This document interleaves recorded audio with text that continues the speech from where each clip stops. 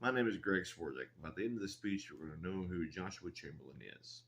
You will hear about his early childhood and issues he faced.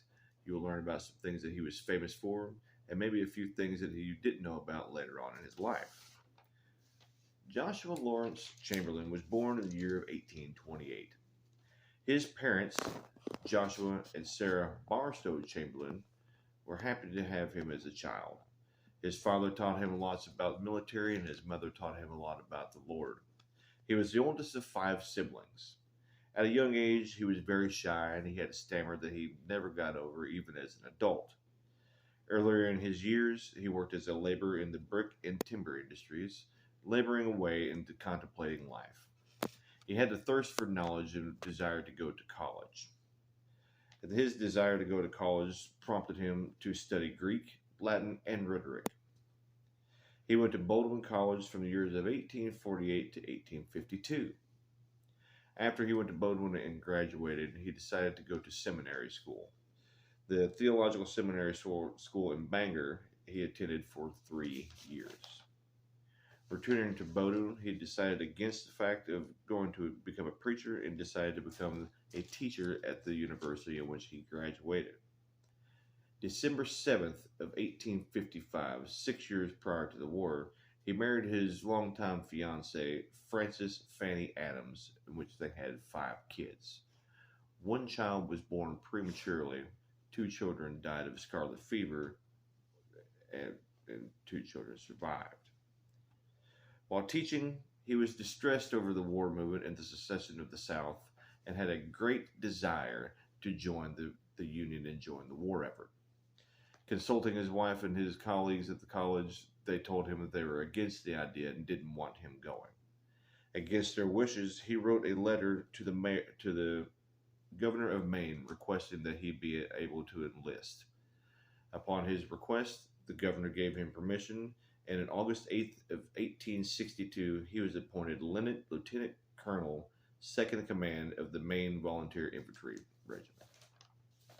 The 20th Maine was present in many battles.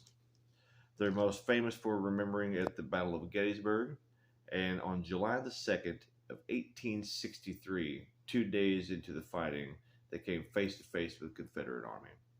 Chamberlain and Confederate soldier General John B. Hoods were face to face with each other over the left flank of the Battle of Little Round Top. The Confederate soldiers were trying to come all the way around and hide in the bushes and come around the left flank and defeat them because it was less regarded. Out of ammo and beaten down from relentless assaults, Chamberlain and his men were out of options, or so the Confederacy thought. Chamberlain called for a charge with bayonets, and him and his men that were left of the 20th Maine came charging down the hill of Little Round Top, confronting the Confederate soldiers. The bold move led to a victory and held General Meade's left flank unpenetrated. After defeating South, Chamberlain held a gentleman's way of composure, and at the end of the Battle of Appomattox, he made his troops stand and salute the rebel soldiers as they were passing to turn in their weapons at the end of the war. During the war, he was actually injured 6 different times, the worst of which was at the Battle of Petersburg in the year of 1864. He was hit by a ricocheting bullet that bounced off of a rock and entered into his hip.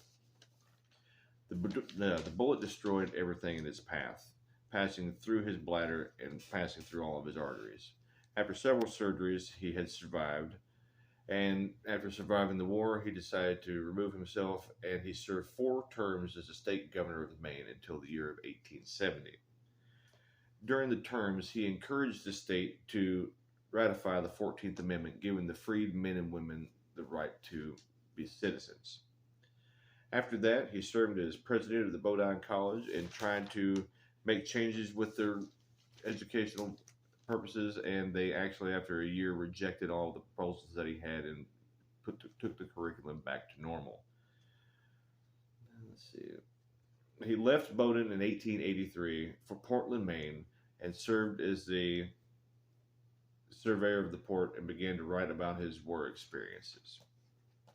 His wife died blind in the year of 1905, and he died February 24th of 1914 at the age of 85.